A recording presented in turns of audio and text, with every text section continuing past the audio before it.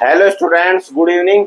Student, quadratic equations हमारी start हो रही है और इसके एक्सरसाइज 4.3 को आज हम स्टार्ट करने जा रहे हैं और इसका पार्ट 1 है और इसका क्वेश्चन नंबर 1 है find the roots of the following quadratic equation by the method of completing the square. Student देखिए,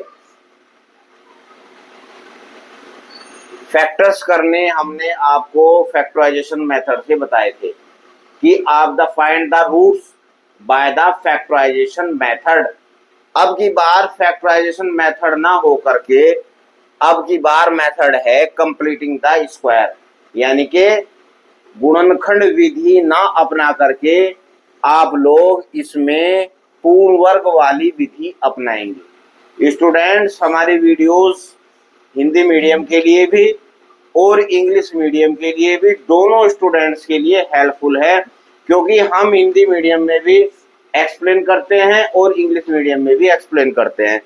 तो पिछली जो वीडियो थी हमारी, जो बैक वीडियो थी एक्सरसाइज 4.2, वो संबंधित थी find the roots of the quadratic equation by factorisation method, यानी कि गुणनखंड विधि। इस बार find the roots of the quadratic equation by completing the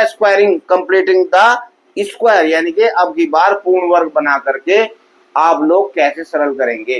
तो स्टूडेंट्स, इसमें थोड़ा सा आप लोगों को एक दो चीजों का ध्यान रखना है, बाकी बहुत आसान है और एग्जाम के दृष्टिकोण से मोस्ट इंपोर्टेंट है और एग्जाम में इस तरीके का सवाल आता है। स्टूडेंट, यहाँ पे एक बात और आप लोगों को ध्यान रखनी है, यदि एग्जाम में सवाल आता है, क्वेश्चन आता है कि फाइंड द रूट्स या find the zeros of the quadratic equations, तो आप लोग कंप्लीटिंग स्क्वायर मेथड भी लगा सकते हैं, यानी कि पूर्ण वर्ग वाला मेथड भी लगा सकते हैं और आप लोग फैक्टराइजेशन मेथड भी लगा सकते हैं।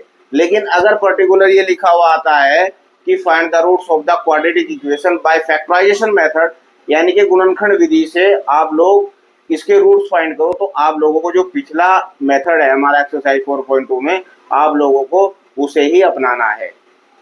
अगर ये लिखा हुआ आता है कि find the roots of the quadratic equation by completing the square, तो आप लोगों को ये वाला रूट्स, ये वाला मेथड्स अपनाना है। तो स्टूडेंट जरा ध्यान पूर्वक देखें, तो एक्स स्क्वायर माइनस के 7x प्लस 3 इक्वल टू 0, हमेशा आप लोगों को ध्यान रखना है एक्स स्क्वायर का जो कोफिशिएंट है मस्ट बी यूनिटी, यानी कि एक्स स्क्वायर का कोफिशिएंट, एक्स स्क्वायर का गुणांक 1 होना चाहिए। तो 1 बनाने के लिए आपने इसे 2 से डिवाइड कर दिया, 2 से डिवाइड कर दिया तो एक्स स्क्वायर माइनस के 7/2 इंटू एक्स प्लस के 3/2 इक्वल टू 0। अब एक्स स्क्वायर माइनस के 7/2 इंटू एक्स प्लस का है तो इधर आके माइनस के 3/2। अब स्टूडेंट थोड़ा सा आप लोग कक्षा 6, 7, 8 में आप लोगों ने आइडेंटिटी पढ़ी है, सर्वसम्मिकाएं पढ़ी हैं। वो सर्वसम्मिका क्या पढ़ी है? वो सर्वसम्मिका पढ़ी है आपने कि दो पदों के योग का वर्ग a प्लस बी का whole square equal to a square plus b square plus 2ab, यानी कि ये यहाँ पे अगर यहाँ पे प्लस है तो यहाँ पे जो है स्क्वायर प्लस में बनेगा, यानी कि होल वर्ग प्लस में बनेगा, और यहाँ पे यदि माइनस है तो स्क्वायर यहाँ पे माइनस में बनेगा। तो आप लोग इसे अच्छी तरीके से अपने माइंड में सेट कर लें। तो स्टूडेंट अब जो है यहाँ आते हैं आप लोग, ये एक्स स्क्वायर माइनस के 7/2 into x equal to minus 3/2। तो स्टूडेंट ये जो मान है, ये मान 2ab का है। ये मान क्या का है? 2ab का है। 2ab का मान है और पहले माइनस में है, तो इसका मतलब ये हुआ कि इसका जो होल वर्ग है वो माइनस में बनेगा। अगर यहाँ प्लस में होता तो होल वर्ग प्लस में बनता। तो इस तरीके से आप लोग अपने माइंड में इसे सेट रख सकते हैं। स्टूडेंट, इसकी जो है हमने एक बहुत ही आसान विधि बनाई है, बहुत आसान विधि, जो आपको कहीं किसी भी कॉपी या किताब में नहीं मिलेगी। ये हमारी न्यू टेक्निक है, ये हमारी बनाई हुई मेथड है। इसमें आप लोग x का गुणांक देखेंगे, x का गुणांक क्या है? माइनस के 7/2, इसका बाय 2 कर देंगे तो माइनस के 7/4, जो आ रहा है माइनस के 7/4 का स्क्वायर कर देंगे, क्योंकि माइनस को आप लोग बाहर लेंगे तो माइनस का वर्ग बाहर आएगा तो प्लस के 7/4 का स्क्वायर आएगा। ये पॉइंट थोड़ा सा स्टूडेंट यहाँ पे कंफ्यूज हो जाते हैं, इसलिए हमने मेथड बनाया हुआ है ताकि हमारे स्टूडेंट जो है कंफ्यूज ना हो और ये क्वेश्चन हमारा सही से हो जाए। तो इसमें ऑलवेज रिमेंबर, एक बार मैं फिर रिवाइज करा रहा हूँ आपको कि x का गुणांक बाय 2, x का गुणांक हमारे पास क्या है माइनस के 7/2 बाय 2, यानी कि माइनस के 7/4। फिर कोई भी क्वांटिटी आए माइनस के 7/4 का स्क्वायर इज इक्वल टू हमारे पास हो जाएगा, क्योंकि माइनस को बाहर लेंगे तो 7/4 का स्क्वायर। तो आप लोग दोनों पक्ष में दोनों साइड में 7/4 का स्क्वायर जोड़ देंगे। तो हमने दोनों पक्षों में 7/4 का स्क्वायर जोड़ दिया।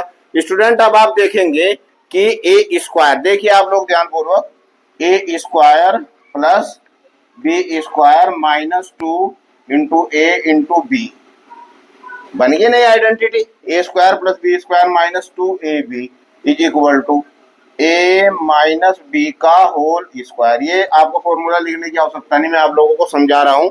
ये ए है और ये बी है, माइनस 2a, ए की जगह हमारे पास x है और b की जगह हमारे पास क्या हो गया 7/4। तो स्टूडेंट ये हमारे पास आइडेंटिटी हो गई x माइनस 7/4 और माइनस के 3/2 प्लस के 49/16। 16 एलसीएम आया आपके पास, तो 8 दूनी 16, 8 तिया 24 प्लस 49 25/16। तो स्टूडेंट x माइनस के 7/4 इज इक्वल टू 25/16।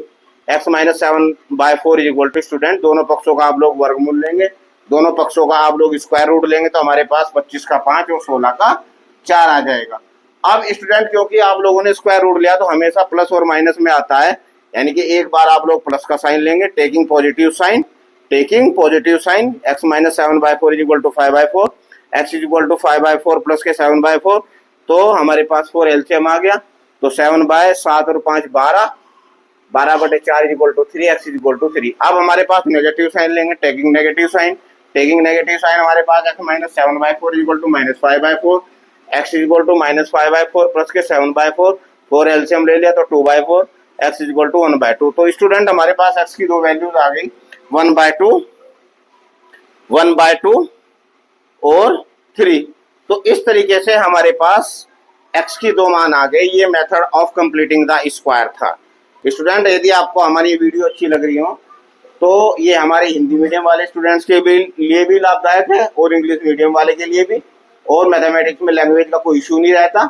हम लोग हिंदी में भी आप लोगों को समझा रहे हैं, इंग्लिश में बता रहे हैं। यदि आपको हमारी ये वीडियो अच्छी लग रही हो तो आप लोग हमें लाइक करें, मोटिवेट करें, सब्सक्राइब करें, और मैथमेटिक्स बाय साबिर सर के नाम से आप लोग यूट्यूब चैनल पर जाकर सर्च कर सकते हैं। Thank you.